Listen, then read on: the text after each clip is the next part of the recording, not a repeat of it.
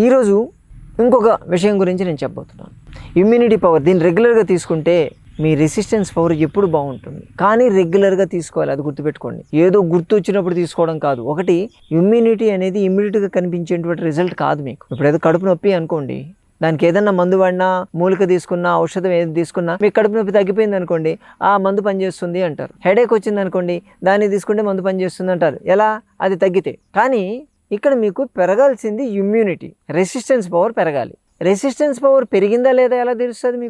మీకేమి ఇన్ఫెక్షన్స్ రాకుండా ఉంటే, మీరు డైలీ మీరు చేసుకునేటువంటి యాక్టివిటీని కంటిన్యూ చేస్తూ ఉంటే, ఈ రోజు కన్నా రేపు హ్యాపీగా ఉంటే, హెల్దీగా ఉంటే, మీ బ్రీతింగ్ ప్రాబ్లమ్స్ ఏమీ లేకుండా బ్రీతింగ్ కెపాసిటీ బాగుంటే, అంతేందుకండి ఈ రోజు హ్యాపీగా ఉన్నట్టే రేపు హ్యాపీగా ఉన్నారు అనుకోండి, మీరు చేసేటువంటి ప్రయత్నాలన్నీ ఫలిస్తున్నాయన. జబ్బేమీ రాకుండా ఉంటే మీకు ఇమ్యూనిటీ పెరిగినట్టే లెక్క. ఇది కనిపించదు. ఎవరికి బాగానే ఉన్నాను కదా, ఇది పోయి నాకేం చేసిందంటావు, అది లోపల ఉండబట్టే నువ్వు ఇలా ఉన్నావు. అది ఇక్కడ గుర్తుపెట్టుకోవాల్సింది. చాలా మంది ఫీల్ అయ్యేది ఇక్కడే. ఎందుకంటే ఇమ్మీడియట్ రిజల్ట్ కనిపించదు. కనిపించకపోయేసరికి ఇమ్యూనిటీ ఉందా లేదా, వస్తుందా రాలేదా, అసలు నేను ఏం చేయాలి అన్నది ఎవరికి అర్థం కాదు. అది కనిపించని అద్భుతమైనటువంటి పదార్థం ఇమ్యూనిటీ. ఆ ఇమ్యూనిటీని పెంచుకోవాలి. అంతే. మనం బ్లైండ్ గా ఇది ఇమ్యూనిటీ పెరుగుతుందని కొన్ని చెప్పినప్పుడు ఎక్స్పీరియన్స్ ద్వారా చెప్పిన వాళ్ళ మాటలు విని మనం చేస్తూ ఉండడమే. రెగ్యులర్ గా చేస్తూ ఉంటే ఇమ్యూనిటీ అదే పెరుగుతుంది. ఎప్పుడు మనకు తెలుస్తుంది దాని ఎఫెక్ట్ అంటే, మన చుట్టూ ఉన్న నలుగురు ఇన్ఫెక్షన్ వచ్చి మనకు రాకపోతే అప్పుడు ఇన్ఫెక్షన్ కనిపిస్తుంది. ఇది కనిపించదు. కనిపించబోయేసరికి దాని విలువ మనకు తెలియదు. అందుకే సంజీవిని ప్రకృతి ఆశ్రమం డెల్టా చెక్ మీద మనం వీడియోస్ చేస్తున్నాం. చెప్పేటివన్నీ కూడా అనుభవం మీద తెలుసుకున్నవి ప్లస్ ప్రూవ్డ్ అయినటువంటి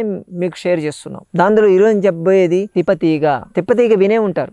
తిప్పతీగ అద్భుతమైనటువంటి ఔషధం, దివ్య ఔషధం అని చెప్తారు. ఆయుర్వేదాలో దీన్ని అమృతవల్లి అంటారు. అంటే అమృతం లాగా పనిచేస్తుంది. అది కరెక్ట్గా వాడాలి. కరెక్ట్గా వాడకపోతే అమృతం కాస్త విషమైపోద్ది. అలా చేయకూడదు. మనము ఆహారాన్ని ఔషధంగా వాడుతున్నప్పుడు అలాగే తీసుకోవాలి, ఔషధం లాగే తీసుకోవాలి. ఆహారమే కదా, ఏమైపోతుంది, ఎంత వేస్తే ఏమవుద్ది అనుకుంటే తేడాలు వస్తాయి. అన్నమైనా అంతే కదండి. తింటే ఏదో కొంచెం తింటే పర్లేదు, అంతేగాని అన్నమే కదా అని చెప్పి ఒక 4 కంచాలు లాగిస్తే ఏమవుతుంది, మోషన్స్ అవుతాయి, లేకపోతే వామిటింగ్ అవుతుంది. ఇంకా ఎక్కువ తిన్నారనుకోండి కాళ్ళు తిరిగి పడిపోతారు. ఇది జరుగుతుంది. కాబట్టి తిప్పతీగని మనం వాడేటప్పుడు కూడా జాగ్రత్తగానే వాడాలి.